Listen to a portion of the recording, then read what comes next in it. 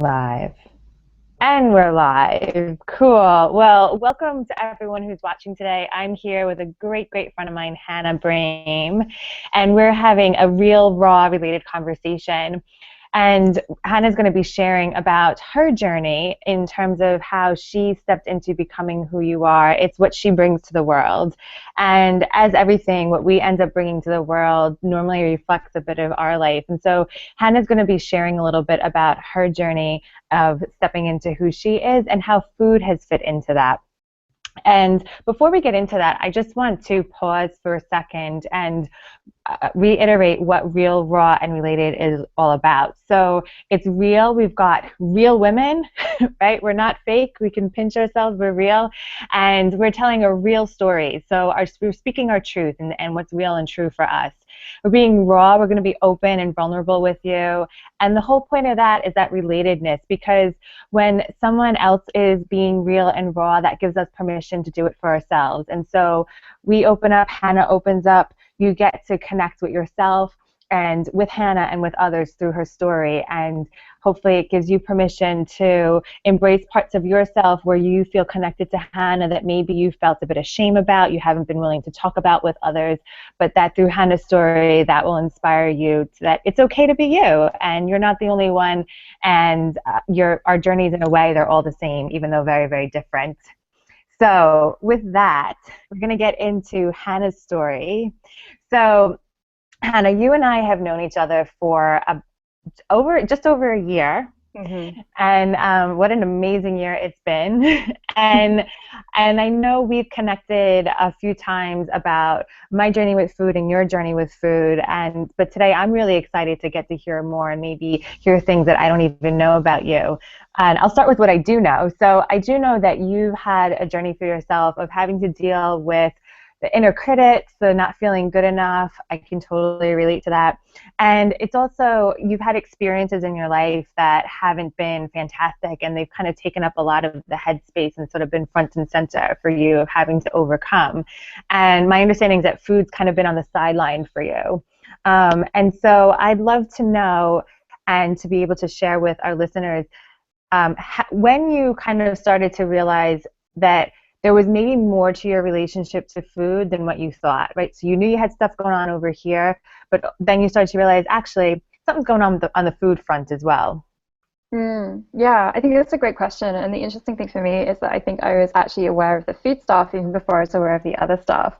Oh, I have interesting. a really strong memory of, I don't even know how old I was. I must have been the oldest, like 13.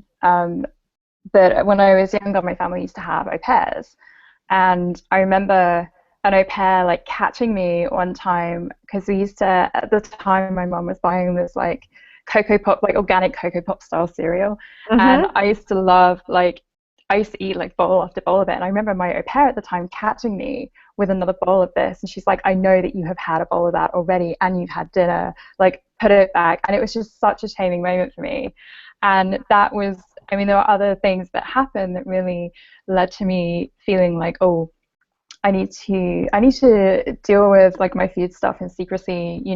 I never really liked eating in front of people. I didn't like going out to dinner or lunch with people. It was always a very like self-conscious thing for me. But that's kind of one of the earliest memories I've had, and that was really before I was sort of aware of a lot of the other sort of psychological or emotional stuff that I was dealing with as well. Even though that was sort of all going on at the time, I just wasn't super aware of that. But that experience really stands out to me as being this really pivotal moment when it's like suddenly, that was one of the times when food really became such a shaming thing for me. Yeah, that's so interesting that you share that, because I would imagine a lot of women can relate to having somebody else in their life, especially at that sort of key teenage year point, speaking something into their life and commenting about their behaviors with food. And that even happened to me. I remember coming home from school one day and wanting to snack on, and we had like healthy snacks like raisin biscuits, and so in some ways there was that permission, eat whatever you want, it's healthy, but then my mom was saying, don't eat too many of those, you might get fat. And that someone else speaking that into your life, like you say, it can be shaming, and you end up Mm. carrying it. Yeah. So what was the longer term impact of that for you? I think the secrecy aspect, it very much, and like I said, other stuff happened as well, sort of along the way, which ramped up the whole shame and secrecy stuff, like comments about my weight, and things like that. And from my parents, also from a couple of like my peers at school who make jokes about me. And I was never sort of particularly overweight. I think it was just one of those like teenage boy things. But because it plugged into something that was already something that I felt very self-conscious about, which was like body image in general and how people, especially like boys, perceived me. It was very painful to be kind of on the receiving end of those jokes and those comments. Sorry, what was your original question? Well, yeah, Kind of yeah, went just from like the tangent. longer term impact of that. So, Oh yeah, yeah. it's that secrecy side, and I guess that painful, those painful comments. Um, how did you handle them? What did you do about that? I would say I didn't have. I just, I very much had this internal dialogue at the time, which was like, don't be so stupid, like get over it. Yeah. Which coexisted with this other dialogue, which was like, yeah, you should be ashamed. You suck, basically. Not in as short a version of that, but that was the general message. It's just like, yeah, you should be really ashamed. Like, this is a problem. You should be skinnier. You should be prettier. You should be, as you said, I kind of had this general experience of like in pretty much every area of my life, like not feeling enough, not feeling good enough, whatever Hmm. that meant. And it's only really in retrospect that I can see that even at that earlier time, when my au pair caught me with an extra bowl of cereal, that although again I was not aware of it at the time, I was very much like using food as like a comfort thing, and that Yeah. was something that very much continued for me. And so that compounded with the shame as well, because I knew deep down that like I was eating when I wasn't hungry, for example. And yeah, although I sort of, I was never particularly overweight or anything, because I knew that, it fed into that shame for me. Yeah.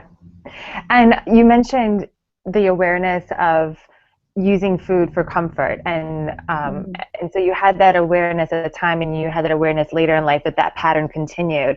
And I know sometimes that for what I've seen with women is sometimes they don't understand why. So they see the behavior, right? And they're like, I know I shouldn't be eating this, but I am. I don't understand why. Why do I keep going for the cupboard? Why do I keep having that extra bowl of cereal or what piece of cake or whatever it is?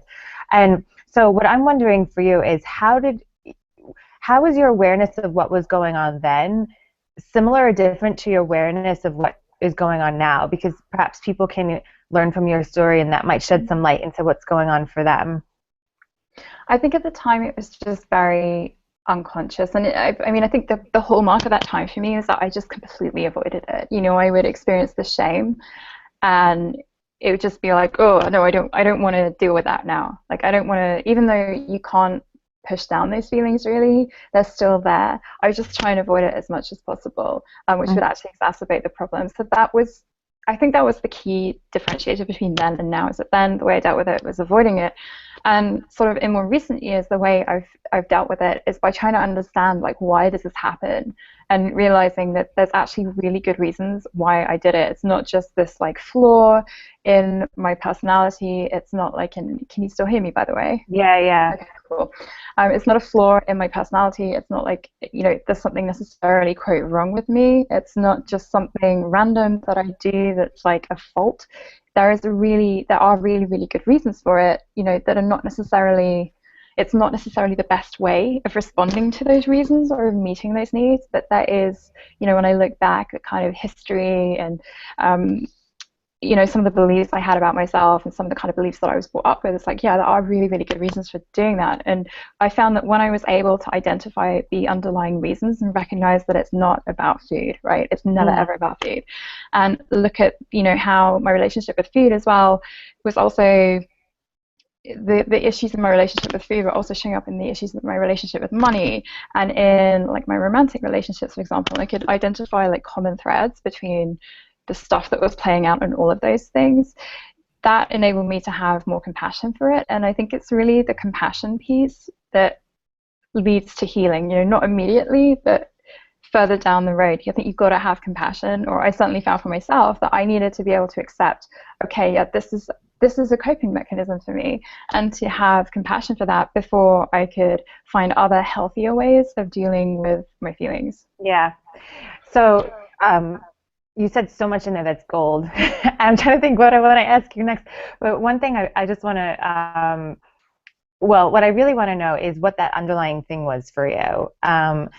Before we go there, I want to point out that sometimes as well, like you were saying, it's understanding that there's nothing wrong with me. It's not my fault. This isn't like a flaw.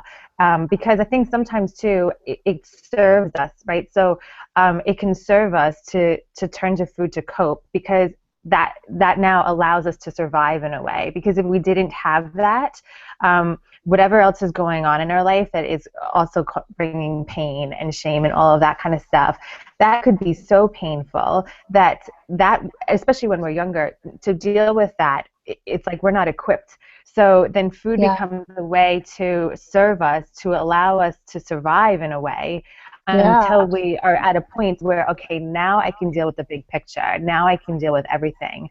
Um, and I've seen that in so many other women's lives and even in mine to an extent.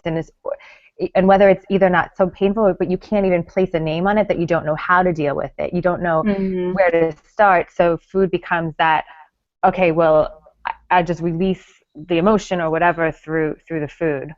yeah, Um, so yeah, I just want to reiterate that for people listening, like you're absolutely right. It's not, sometimes I used to think like I'm batshit crazy, like well, maybe I am, but, but how I'm dealing with food doesn't make me that way.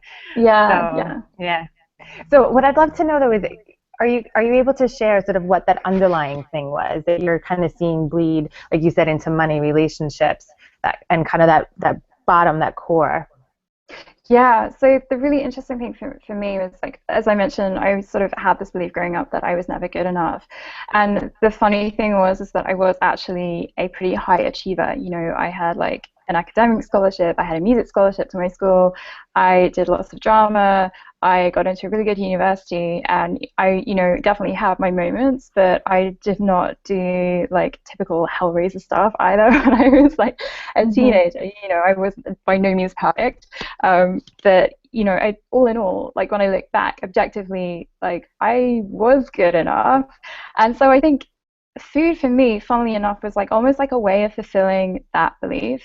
It was like an area of my life that I could point to and say objectively, like, oh, well, I have this problem, so therefore, of course, I'm not good enough. Because it was kind of, again, not saying I was perfect or anything like that, but this was kind of the message that I was receiving a lot growing up, and I think it helped me make sense of that and point to something where I could say, like, this is why I'm not good enough because I have these issues with food. When Mm. actually, like, when I sort of left home and grew up and did sort of my emotional growing up as well, which is an ongoing process that I'm still in, I could realize actually that wasn't my belief, right? That was a belief that I internalized from someone else. And recognize that I'm just kind of acting out that belief. I was just kind of acting out that belief through food and through money as well, and in my relationships by showing up feeling like I'm not good enough here either. Yeah, that's amazing. So someone was speaking into your life, you're not good enough. You then adopted that for yourself, and in order to prove that that was a fact, then food became a way to prove that to yourself. So to continue those behaviors, because the reality was that you were doing great in school, you were doing great in music, so you were, talented, you were focused, right? So like Mm-hmm. from the outside, everything, you were good enough. um, Yeah. but then this was a way to kind of almost explain, well, if I'm hearing I'm not good enough from here, and now I can say, well, yeah, I agree with you because of how I'm dealing with food.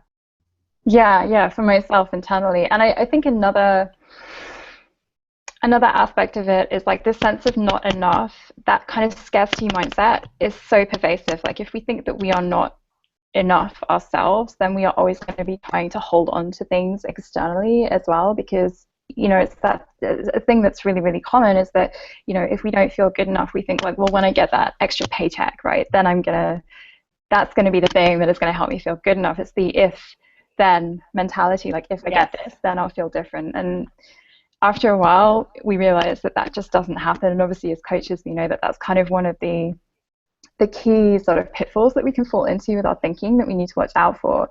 But I think that was definitely something that played out in my relationship, particularly with food and money. Is like I need to like if it's available, I need to take it because Mm. otherwise there's not going to be enough. So I think that it's not just sort of there was one thing that influenced my relationship with food. There were all these kind of different mindsets and experiences and beliefs that were playing into it. And the Yeah. third thing that really, looking back, that really played out through food for me and through money as well was control.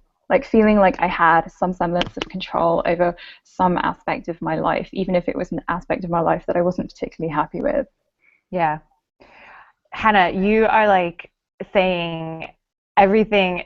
You're like telling me about my life, I think. This is the You're not thing talking though. about you, you're talking about me. Yeah, but this is the thing. It's like I know I felt like I am the only one going through this. Like I am the only one that has these experiences, and therefore that makes me like extra fucked up, right? I hope that's Yeah, okay to say that word. But absolutely. you said it's real, so Yeah. just being real. Um, yeah, I thought like this makes me extra fucked up, right? But the fact is that it is so common, and this is why I think what you're doing is so great because you're kind of opening up these conversations, enabling them to happen, and they need to happen. As Brené Brown says, the thing that really heals our shame is talking about the things that we feel most ashamed about. And I think there's a little bridge between that, between not talking, between the secrecy and the talking about it, which is hearing someone else talk about it and thinking, yeah, I can relate to that too. So, Yeah, and giving yourself, it allows you to give yourself the permission to open up about it and to yeah. acknowledge it. Yeah. So there was something in there I wanted to ask about. Oh, but just the fact that you were saying hearing about someone else's story, I know that was a big part for me. And opening up about my own, that was a big part of my healing journey. And so what I wanted to ask you is, how did you start to get out of that cycle for yourself? So the shame, the control, the scarcity mindset, how did you start to shift that for yourself in food? And it sounds like also in other areas of your life, because like you said, they're all linked. hmm I think it's for me, it didn't start with focusing on food. It started focusing on my identity and realizing that those mindsets and those beliefs were not actually mine, right? They were things that I had internalized from other people. And therefore, like, that led to the question for me of like, well, I mean, this is a big existential question that we all face, which is like, well, who am I then? Yeah. What do I actually believe? What do I know to be true? And that was the really key question for me. I was like, what do I know to be true? And I very clearly remember sort of starting with that on a day-by-day basis and trying to be almost as objective as possible because I had so many negative beliefs about myself and such a big inner critic issue at the time. And it was so vocal. It was like, okay, what do I know to be true right now? And Yeah. that really helped me get out of this sort of negative cycle. Obviously, it was a really long term process. It was not something, and I don't want to give the impression it was just something like, I decided to and it stopped. It wasn't Yeah. like that at all. It was a very long term process of just focusing on like, okay, what do I know to be true right now? And every time I found myself kind of freaking out, feeling that wave of emotion that would cause me to eat and, perpetuate that thing where I could then point to that and say, like, this is the problem, I've got no control, whatever. Stopping and thinking, okay, what do I know to be true about this situation? And figuring out, like, why is this freaking me out so much? Why do I feel such an intense rush of emotion that I don't know how to deal with it? How can I find better ways of dealing with it? Yeah. So that was really, I hope that answers your question, but that was really sort of the key thing, was not so Yeah. much focusing on the food, but recognizing that that was a symptom and coming back to, again, that really existential question of like, well, who am I? Yeah.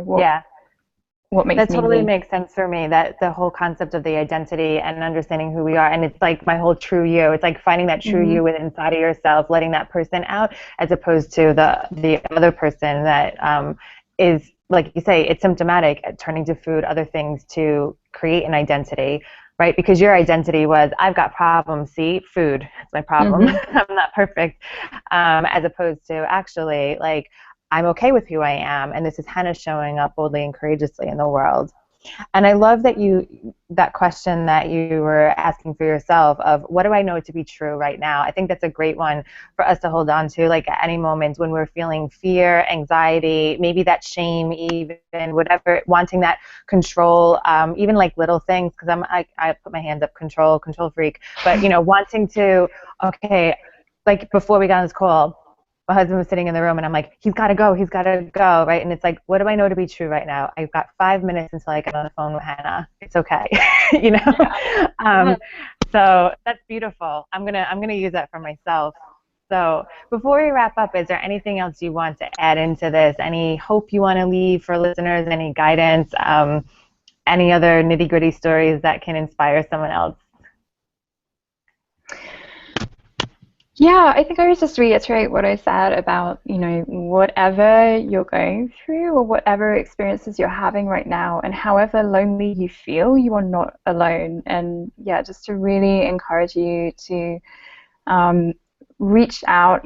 We all can find someone, even if it feels like, it might be uncomfortable, even if it feels like we don't have someone like that in our lives. We can all we all have someone like Kendra, even if we know them online or we know them through the work that they're doing in the world. Like, we all have someone that we can reach out to, and just to say, like, this is how I'm feeling, this is my experience. And maybe nothing will come back, but just that act of like sharing and of recognizing that you are not the only one who is in this position. Not to say that to minimize it at all, but just to say that you are absolutely not alone with this, and Yeah. that to heal the shame, as I was saying, as Brené Brown said, it's really starting conversations like this, continuing conversations like this, and being willing to be real and raw and related as well.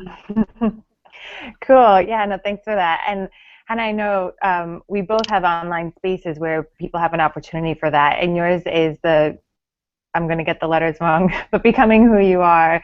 Yeah. And so can you talk a little bit more about that if people want to connect in with what you're doing? Yeah, absolutely. So my sort of mission with Becoming Who You Are is to help people live as the most authentic versions of themselves, whatever that looks like, like the highest versions of themselves. So you can find out more about that at becomingwhoyouare.net. And I also have a little Facebook group called The Tribe as well, where we have discussions about these kinds of things. So you're more than welcome to come along and join us, and I hope you will. Yeah, and I would highly recommend for anyone who's listening and sort of feeling like, as Hannah was saying, we all have someone in real life we can turn to. And I would agree with that. Sometimes we don't know that. But if you're looking for a space where you can just be, you can just show up and kind of offload either what you're carrying or be inspired by other people and their stories so you know you're not alone, plug in with Hannah. I've also got a group online with Facebook, Love Food, Love Life. We have conversations just like this as well, and you guys are more than welcome. I'll stipulate mine are for women. Sorry, guys. But if you're a man, check in with Hannah. She's more open armed with that. Yeah. So cool. Awesome. Hannah, thank you so much. This has been absolutely amazing. I've been inspired just listening to you, and I'm sure this is going to go far and wide and touch so many lives. So thank you so much. Thank you, Kendra, for the opportunity. It's been lovely talking to you. I was going to say it's been fun. It has been fun. Maybe that's a little, given the stuff that we've been talking about, maybe that's a slightly overused, but I've really enjoyed it. It's been really fulfilling. So yeah, thank you for the opportunity.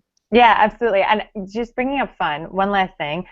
I think that's so important is to make this journey fun Yeah. because I know like when I was in like my depths of despair, I'm sure you can relate. You kind of feel like it's all piling in on top of you. Like how can you make it fun?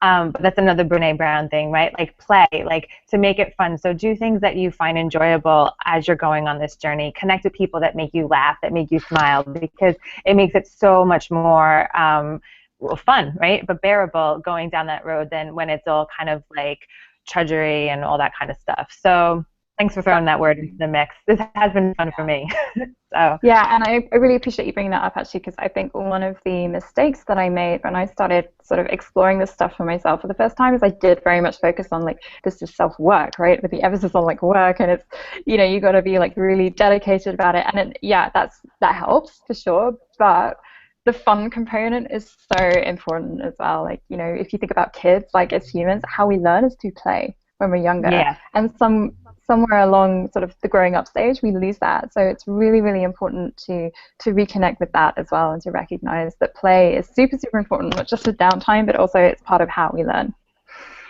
yeah, awesome. Thank you so much again, Thank Hannah, and I'm you. sure we'll be talking soon. Yeah, see ya. So, Bye. yeah, bye.